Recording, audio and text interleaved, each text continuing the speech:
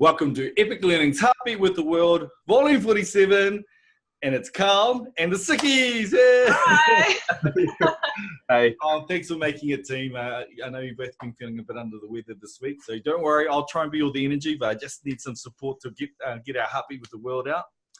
Every week we get together, we share a win of the week, and then we discuss the beat we learn.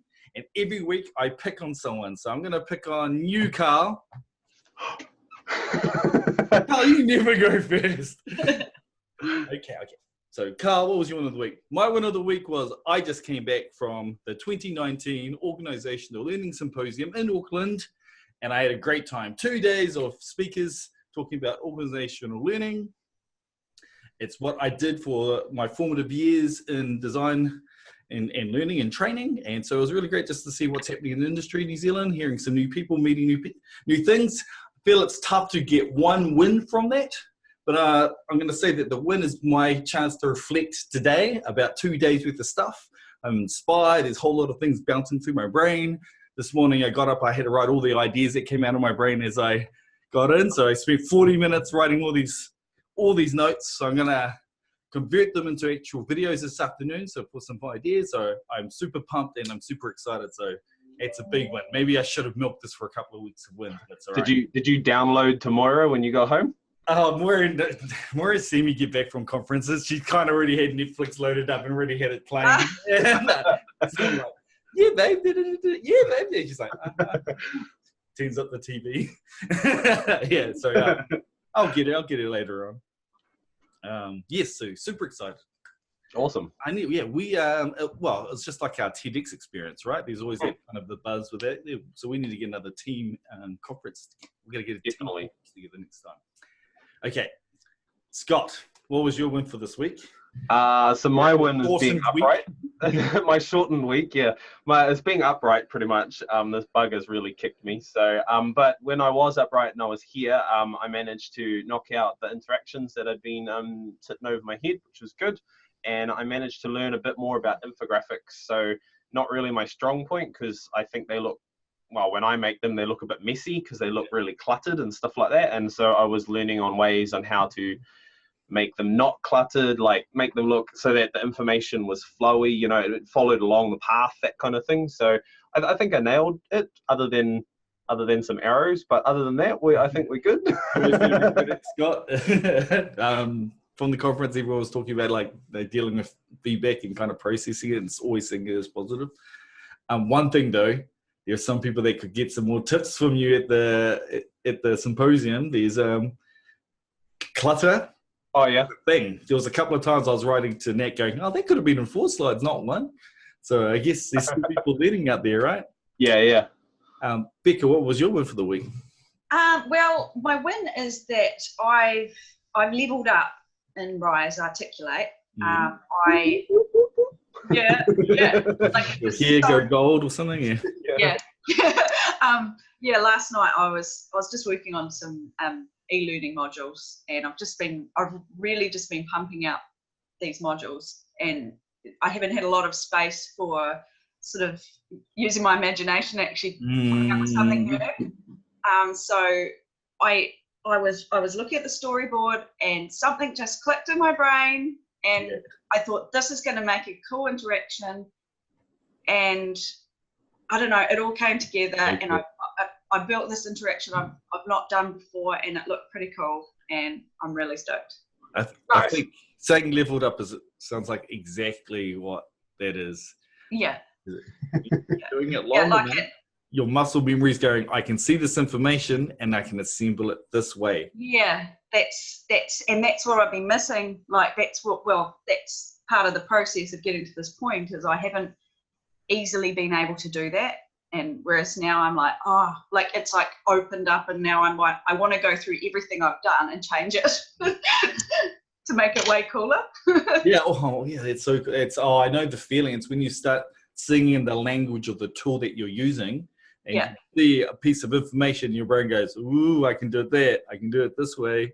I like this way, and you can go and start making it. Very cool. That's a super level up. I know Scott had a couple of those a few months ago, right? When you go, I don't have to always do it this way. Yeah. You do it this way. It's a good feeling. It's definitely a good feeling. So. You've got to come with a term like a interaction or e-learning design level upwards when you start seeing patterns in information when they come through. Cool.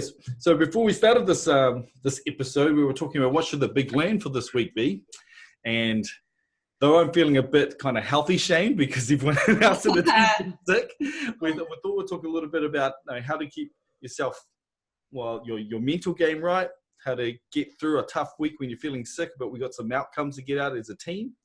And I thought, well, Scott and Rebecca can kind of share some tips if you're heading into winter and you're feeling a bit out of sorts, but you still need to get stuff done, or what you can do. So, Scott, what did you do to keep your? So me, I dosed up on the vitamin C. Vitamin C's awesome. Don't take too much. That's all I'm going to say. Just don't take too much. The background story here I need to ask later. Google it. But yeah, vitamin C and just rest for me. Like, my biggest thing is when I'm crook, I need to sleep. That's the only way that I get better. If I don't, I get worse. So I just need to sleep. So I looked at our Slack chat and Scott's going, I'm not feeling too good, and then Nat's go to bed and be 100% when he come back. He's like, get off the computer, getting back to bed. So. Yeah, I like toggled 6 minutes and then stopped and went back to bed. Good work. So I guess it's about figuring out where the line is when to come back to work, but also looking after yourself as well. Definitely. What about you, Rebecca? You're talking about some of the ways that you got through this week. Yeah, well, because I had 2 days where I was just completely out, and I told myself. So the difficult thing is you've got your office at home, so your work's right there. It's not like sitting there looking at you. Yeah. So I told myself, no, like I can't do it right now. So there's no point worrying about it. As far as tips on how to feel better, there's nothing. Just feel bad. You just have to get through it. But I'm really looking forward to this weekend where I'm going away. I'll have a bit of time to just relax and recuperate.